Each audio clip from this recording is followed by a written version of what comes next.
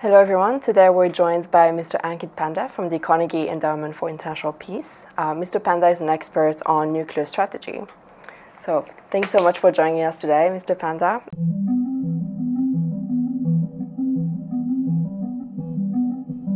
So my first question for you is to please give us an update on the latest nuclear developments in North Korea and in China.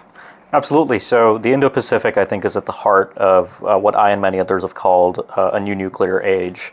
When we look to China, we see a major buildup in the size and sophistication of its nuclear arsenal.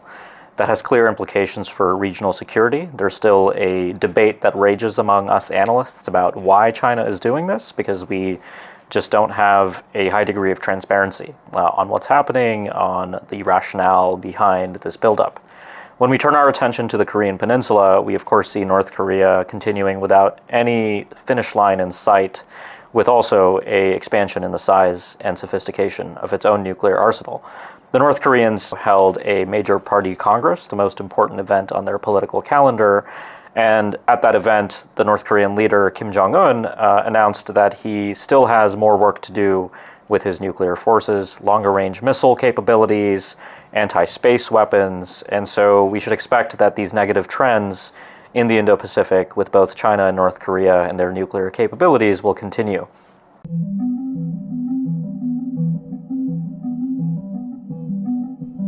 So in this new nuclear age, as you say, how do you see those developments affecting the future of the US-Japan alliance?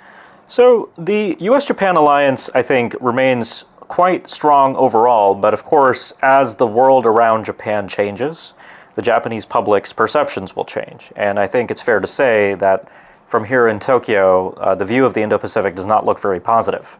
There's quite a bit of concern about North Korea, as there should be, and concern about China and these growing capabilities. So it will affect the ways in which I think Japan will view the credibility of what the United States brings, both with its non-nuclear capabilities and with its nuclear forces.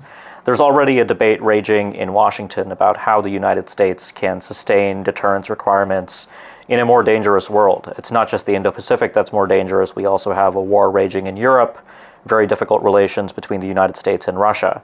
And so for the first time in a very long time, really since the end of the Cold War, the United States is asking some really hard questions about the resources it can allocate to the Indo-Pacific, to the Euro-Atlantic region. And so going forward, I think the US-Japan alliance will have to contend with many of these questions.